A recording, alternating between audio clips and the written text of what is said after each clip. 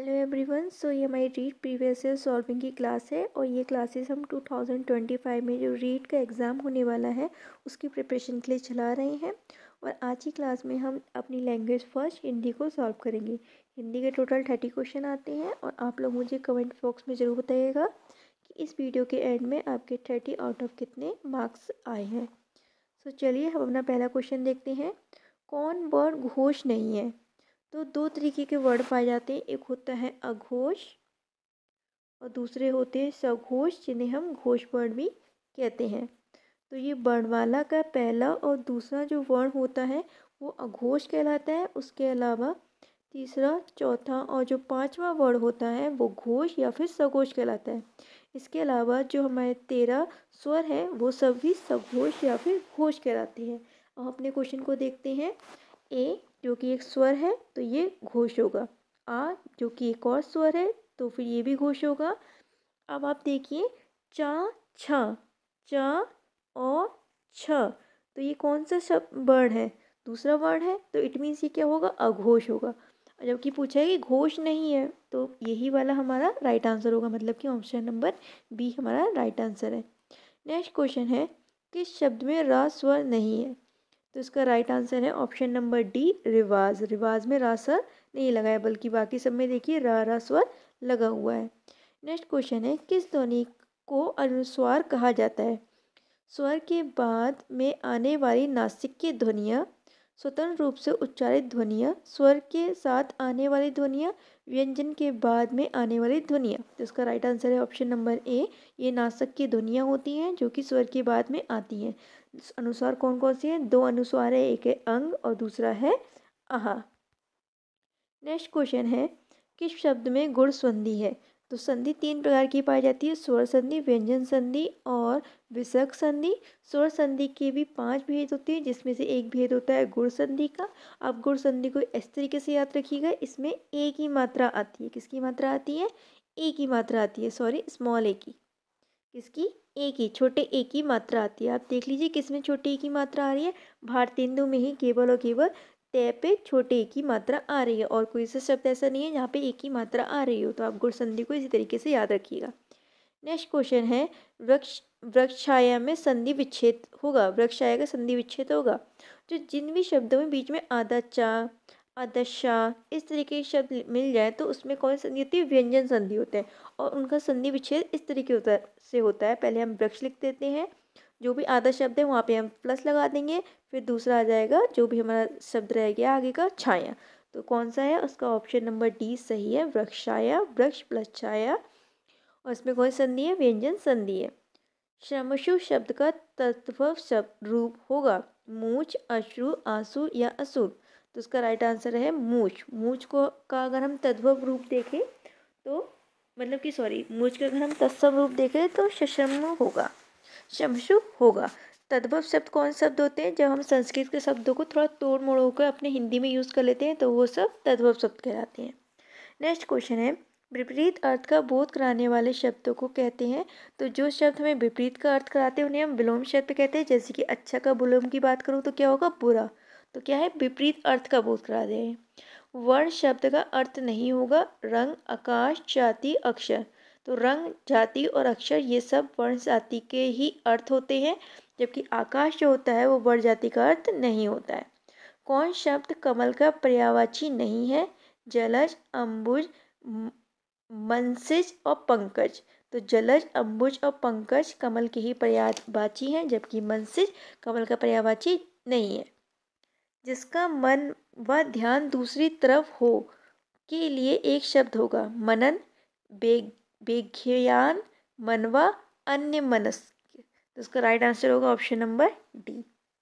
अभिक्षा शब्द शक्ति में वाच्यार्थ प्रकट होगा, लक्षणार्थ प्रकट होगा, व्यंग्यार्थ प्रकट होगा या विचित्र अर्थ प्रकट होगा। तो इसका राइट आंसर है ऑप्शन नंबर ए, वाच्यार्थ प्रकट होगा।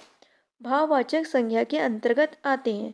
तो भाववाचक संज्ञा वो संज्ञा होती है जिसको हम छू देख नहीं सकते, केवल और केवल महसूस कर सकते हैं। जैसे कि गुण और दोष होते हैं वो हम केवल और केवल महसूस करते हैं, ना तो कभी हम अच्छाई को छू पाए ना हम कभी बुराई को छू पाए हैं, केवल उससे हमने फील किया है। तो उसका राइट आंसर है ऑप्शन नंबर बी। मदन काली पतलून पहनकर खेलने आया में विशेषण है। तो विशेषण उन शब्दों को कहा जाता है जो किसी संज्ञा या सर्वनाम की विशेषता बताते हैं, और जिन संज्ञा या सर्वनाम की विशेषता बताई जाती है उन्हें हम क्या कहते हैं, विशेष्य कहते हैं। तो यहाँ पे विशेषण पूछा है, तो मदन कैसी पतलून पहन के आया, काली। काली जो है वो क्या हो गया, विशेषण, और पतलून क्या हो गया, विशेष्य। तो यहाँ पे हमसे विशेषण पूछा है तो उसका राइट आंसर क्या होगा, ऑप्शन नंबर ए, काली। वहाँ मोहन के डैश कोई नहीं था, वाक्य को रिक्त स्थान पर उपयुक्त होगा।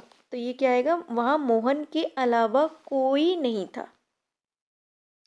हमें सफलता मिलने तक प्रयास करना चाहिए। इस वाक्य में जो तक है वो क्या है, समुच्चय बोधक अव्यय, क्रिया विशेषण, संबंध बोधक अव्यय या विस्मयादि बोधक अव्यय। तो उसका राइट आंसर है समुच्चय बोधक अव्यय, मतलब कि ऑप्शन नंबर सी।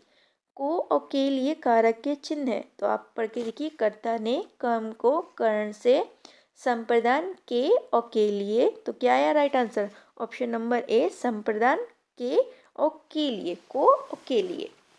उद्देश्य और विधेय किसके अंग होते हैं, जो उद्देश्य और विधेय होते हैं वो हमारे एक वाक्य के अंग होते हैं। उद्देश्य मतलब कि सब्जेक्ट, और विधेय मीन्स प्रेडिकेट। नेक्स्ट क्वेश्चन है, तेंदुलकर ने एक ओवर में 5 छक्के लगाए, वाक्य में उद्देश्य है। तो उद्देश्य मैंने आपको बताया क्या होता है, सब्जेक्ट होता है। यहाँ पे सब्जेक्ट कौन है, तेंदुलकर। तो राइट आंसर होगा ऑप्शन नंबर बी, तेंदुलकर। विराम चिन्ह का नाम है, ये जो विराम चिन्ह दे रखा है इसका क्या नाम है, इसका राइट नाम है अर्धविराम। क्या कहते हैं, अर्धविराम। अब अल्पविराम मत समझिएगा, अल्पविराम का चिन्ह होता है इस तरीके से, ठीक है। विराम है हमारा ये, नेक्स्ट है, और जो हमारा हंस पद होता है वो इस तरीके का होता है, ठीक है। जब हम कोई चीज़ भूल जाते हैं तो ऐसा करके हम चोंच बनाइए कौवे के ऊपर लटकाते हैं, तो उसे ही हम हंस पद कहते हैं। नेक्स्ट क्वेश्चन है, किसी कठिन शब्द को स्पष्ट करने के लिए किस विराम चिन्ह का प्रयोग किया जाता है। तो किसी कठिन शब्द को हम जब व्यक्त करते हैं तो उसको हम ब्रैकेट में आंसर लिख देते हैं ना, कि ये एक कठिन शब्द, उसको हम ये भी कहते हैं, तो उसको किसका यूज़ करते हैं, कोष्टक का चिन्ह का यूज़ करते हैं, कोष्टक यही होता है। नेक्स्ट क्वेश्चन है, अवसर का लाभ उठाने के लिए उपयुक्त है। तो बहती गंगा में हाथ धोना, आकाश पाताल एक करना, इसका अर्थ होता है आकाश पाताल एक करने का मतलब होता है बहुत अधिक मेहनत करना। फूलाना समाना मतलब कि बहुत अधिक खुश होना। अंगारों पर पैर रखना मतलब कि विपत्ति, मतलब बहुत ज़्यादा विपत्ति को मोल लेना। तो अवसर का लाभ उठाना मतलब होता है बहती गंगा में भी हमने अपने हाथ धो लिए। नेक्स्ट क्वेश्चन है, बाधा डालना मुहावरे का अर्थ है पाला पड़ना, रोड़ा अटकाना, बरस पड़ना, दांतों में जीभ आना, होना। तो उसका राइट आंसर है ऑप्शन नंबर बी, रोड़ा अटकाना, मतलब कि कोई ना कोई बिघन डालना। अपना हाथ जगन्नाथ का अर्थ है, इसका मतलब क्या होता है कि हम अपने आप से जो भी काम करते हैं वो सबसे अच्छा होता है। तो उसका राइट आंसर है ऑप्शन नंबर सी, अपने हाथ से काम करना ही उपयुक्त होता है। नेक्स्ट क्वेश्चन है, मैं तुम सबको खूब समझता हूँ, तुम सब क्या एक जैसे हो के लिए उपयुक्त है। चोर चोर मौसरे भाई, एक ही थाली के चट्टे बट्टे, केरे बेरे का संग, जैसे नागनाथ वैसे सांपनाथ। तो हम वो गाना ही बना हुआ है कि हम एक ही थाली के चट्टे बट्टे हैं। इट मीन्स कि हम जैसे, हम जो भी हैं सब लोग वो एक जैसे हैं। जैसे हमारे दोस्त होते हैं हम कहते हैं हम तो सब एक थाली के चट्टे बट्टे हैं, हमारी आदतें एक जैसी हैं। तो उसका राइट आंसर है ऑप्शन नंबर बी, एक ही थाली के चट्टे बट्टे। अधिसूचना का प्रकाशन होता है राजबटट, समाचार पत्र, सूचना पत्र, इनमें से कोई नहीं। तो इसका राइट आंसर है ऑप्शन नंबर ए, राजबजट। निविदा सूचना का उद्देश्य होता है सामान की आपूर्ति करना, सामान की नीलामी, निर्माण कार्य करवाना, इनमें से तीनों काम। तो इसका राइट ऑप्शन है ऑप्शन नंबर डी, मतलब कि इनमें से तीनों काम करवाना। नेक्स्ट क्वेश्चन है, किसी कार्यालय द्वारा एक साथ अनेक प्रतियों को भेजा जाने वाला शासकीय पत्र ज्ञापन या आदेश कहलाता है। परिपत्र, विज्ञापन, अधिसूचना या फिर आवेदन। तो इसका राइट आंसर है, इसे हम कहते हैं परिपत्र। अब देखिए, आपको एक पैराग्राफ दे रखा है और उसके अकॉर्डिंग आपको आंसर पता करने हैं। तो हम पैराग्राफ पढ़ते हैं। कुसंगति का जो है सबसे भयानक है, यह केवल नीति और सद्बुद्धि का ही नाश नहीं करता बल्कि बुद्धि का भी क्षय करता है। किसी युवा पुरुष की संगति यदि बुरी होगी तो वह पैरों में बंधी चक्की के समान होगी, जो उसे दिन प्रतिदिन अवनति के गड्ढे में गिराती जाएगी। यदि अच्छी होगी तो सहारा देने वाली बाहु के समान होगी, जो उसे निरंतर उन्नति की ओर ले जाएगी। तो अब इसे क्वेश्चन देखिए, आप क्या क्या दे रखे हैं। पहला क्वेश्चन दे रखा है इस गद्यांश का शीर्षक होगा। तो यहाँ पे एक तो कुसंगति की बात कर रहे हैं और एक अच्छी संगति की बात कर रहे हैं। उसका शीर्षक क्या है? संगति, मतलब संगति की बात हो रही कि कुसंगति होगी तो क्या होगा और अच्छी संगति होगी तो क्या होगा। कुसंगति का अर्थ है कुशल साथी नहीं, कक्षा के साथी नहीं, संगीत के साथी नहीं, बुरी संगति। तो राइट आंसर है ऑप्शन नंबर डी, बुरी संगति को ही हम कुसंगति कहते हैं। नेक्स्ट क्वेश्चन है, और ये हमारा लास्ट क्वेश्चन भी है, इस गद्यांश का केंद्रक भाव है संगीत का महत्व, युवा पुरुष, नीति एवं सद्बुद्धि या फिर उन्नति। तो इसका राइट आंसर क्या है? संगति का महत्व की किस तरीके की कैसी संगति होगी व्यक्ति भी वैसा ही बनेगा।